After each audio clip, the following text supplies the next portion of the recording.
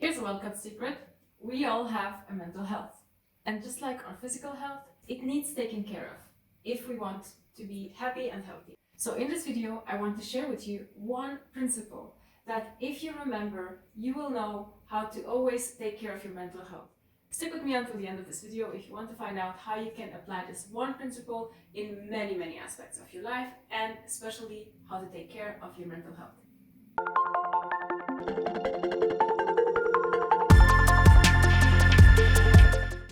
Hi everyone, how are you today? Welcome back to Voice Calling Out if you are a subscriber, and if you're not yet a subscriber, hello new friend. My name is Yvonne Maurer. I am a theologian and a psychologist. I am living in Switzerland, and through a Voice Calling Out, I create mental health related videos that are meant to empower you on your mental health journey. And I do this from a perspective that is scientifically based. That's why I always make sure, or almost always make sure, to link research and books on the topics that I'm talking about in my videos, and also spiritually sane. And that's why I'm always referencing the Bible and my faith in these videos. And if you enjoy learning about mental health topics that empower you, that give you inspiration and motivation in your own life and in your own journey, then don't forget to subscribe to Voice Calling Out and hit that little notification box to always get the notifications of each video that I'm uploading each week. So for this week's video, I thought to go outside a little bit of my geographic area and over this little pond called the Atlantic Ocean, because in the US, May is Mental Health Awareness Month. And I think that's a very great idea to break the stigma around mental health and just create stuff that empowers all of us to take control over our mental health, be that we are in difficult situations mentally, or be that we are generally healthy. But that doesn't mean that we don't have to take care of our mental health. Yes. So in this video, first and foremost, I want to give you a little bit of a theoretical framework that will hopefully help you to think about your mental health, whether or not you are experiencing a diagnosable disorder or just life. And secondly, I will then explain to you the principle that applies to, in my mind, every kind of advice as to how to take care of your mental health. And what I would like you to do by this is to keep it in mind. And whenever you hear everybody else giving you advice about your mental health, make sure that you interpret it through this framework. It will help you to remember those advices, and also to be able to make a difference if this is something that you need right now, or it's a good advice but probably for another time or for another person. And I will also give you a couple of examples as to how this principle is working. So the theory upon which I am basing this has been put forth by Dr. Yvonne Maurer. She came up with this image of humans functioning much like a cube does, meaning that it has 6 sides that are both equally important to uphold the cube and also equal-sided. The sides of the cubes in her framework would mean the different ways and areas of existence that we humans all have. And she defined these as time, space, body, social functioning level, emotional functioning level, the psychological, and the spiritual functioning level. And what she says is that through these different kind of sides, we function differently, and each of these sides adds to our mental and physical health. So whenever there is one side that is broken or distorted or has too much pressure on it, all the other sides will have to change as well, because that's how a cube works. I wanted you to have this image in your head as a means to know that you are also functioning on all of these levels.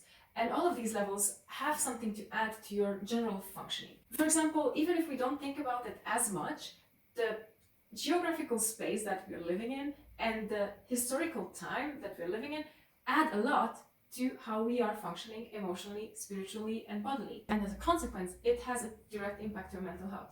But we don't really think about that much. Now, what happens if one of those sides of the cube gets stuck somehow, or experiences some sort of distortion? To give you a very specific example is, for example, as you know, I used to be a student for a very long stretch of my life. And in the student life, I would have times that would go each and every year in my life where I would be in study and assignment mode.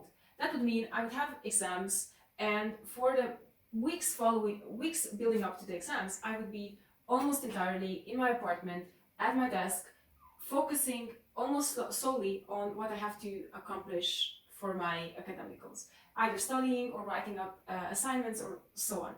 So in this stretch of maybe 1 month at a time or 2 months a year generally, I would be living in an extremely small space, focused on just one sort of thing that would engage only one side of my general functioning, usually at the expense of all the others, except, for example, like not seeing my friends or not spending as much quality time with my family. And we kind of understand that if we have certain types of goals that require us to double down and do the work in that one area, even if it means an unbalance in the rest of our areas, then it's something that we can cope with if, very important if that thing doesn't become chronic in our life, if it doesn't become the way we live our lives forever. So that would mean, yes, it's not necessarily good that when we are in that study session, we are like all just on one level of functioning, kind of distorting our lives to incorporate that one pressure point. But after a month, 6 weeks or something like that, it's over. And then we emerge from our caves and we start living social life again and so on. And the reason why I want you to have this in mind is to help you think about where are the areas in your life that you might be stuck within. This could look entirely different than mine, but just take a moment and realize where are the pressure points in your life, and where are the stuff, and how does the rest of your life need to accommodate that pressure point. I suppose more and more we will become more aware of what this global pandemic did to our mental health. And for all of us, it will have different pressure points. But one of the most obvious ones is that we are confined to spaces that we are usually not confined to, and we experience time as in the timeline of the virus and not anymore my life. In some cases, we are thinking about so many more weeks until this point in the virus's life, and so many more months until that one, and who knows how many months until things go back to normal. And obviously, this pressure point means that the other sides of our mental functionings are also impacted by this. So the big question is, what is the one thing that we can keep in mind, knowing this whole framework, that can help us be on our way to a better mental health generally? The principle is called switching, and it is as simple as it sounds. It just means recognizing all these levels of our existence, and whenever we feel a bit stuck, even if we are not really aware where we are stuck, is to do a conscious effort to switch either from one specific area of existence to another, or within that area of existence, if we don't have much choice, to another sort of action.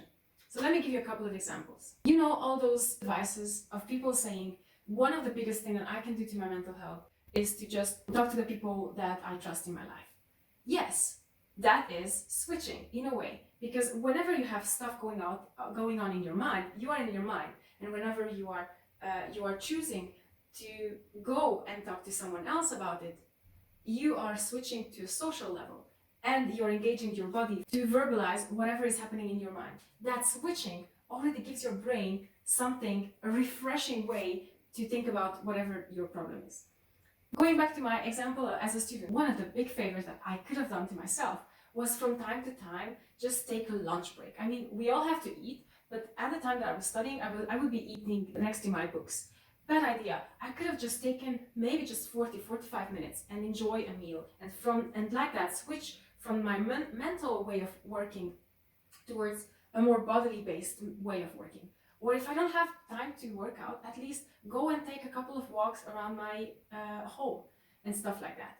So switching is really something very, very simple to make. And if you keep this in mind, as I said, whatever else advices that you will hear, and there are tons of very awesome videos also from mental health creators who will give you these kinds of advices. And sometimes it's just so great to realize where we are stuck so we can do something about it.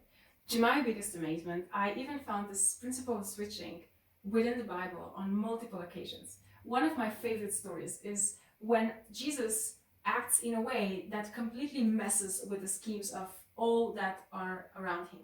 So the story goes that religiously zealous people who would today be called fundamentalists and even bigots, would go to Jesus and point their finger towards a woman who was caught with adultery. And the whole story puts it very clearly that these people wanted Jesus to do one of the two things so that they can catch him in a spiritually difficult situation. So Jesus faced this option of either doing what the religious authorities of the times were expected to do and stone this woman, or he would have to do what probably these people thought that Jesus was more inclined to do, and just say, oh, that's not really a sin, that's not really that big of a problem. And what Jesus did was basically switching the whole frame of the religious elite of the time and said, those of you who are without sin, go ahead and stone that woman.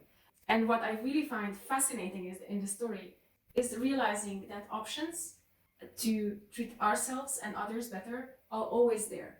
We just have to be brave enough to switch from our mode of functioning to perhaps another and let our brain be creative and realize what other types of actions there are there. And my biggest hope with the voice calling out is to inspire you to figure out where in your life there is this unbalance, where in your life you are stuck. And just by doing simple switches, maybe this is just something that impacts your one day and your well-being in one day. But maybe it could be something that would lead to even a healing from whatever aspects of your life that you're stuck in. And if I manage to inspire you to do this and to truly contribute to your mental health this way, I will count myself a winner in this life and a winner on YouTube, because that's what really counts. So, and please, by all means, if you have found that one thing that you can switch today and you feel comfortable enough to share it online, please let me know. In the comments below, I will be there waiting for you with my coffee for a conversation about your mental health, your situation, your switching, whatever it is that inspired you. And you know what I'm talking about, that one thing that's in your mind right now, at this moment, as you're listening, you're thinking, it's there, it wants to speak to you. I encourage you, go ahead and listen to that, and go ahead and do that one switch. That can be the first step on your road to a more resilient mental health. And as you guys know, I love it when you're giving me your feedback, your questions, your comments, whatever that brings us into a conversation in the comment section here or on Instagram. Let me know, and I would do my best to actually incorporate it in one of my future videos, or even do a whole video on the topics that you're interested in, so that the voice calling out can truly become more and more a place that inspires you and empowers you on your road to a better mental health. And as I said at the beginning of the video, don't forget to check out my description box for all the resources that I put together for you there. I really want you to have all the best things to empower you. Until next time, take very amazing care of yourselves, very amazing good care of yourselves, and see you next time. Bye!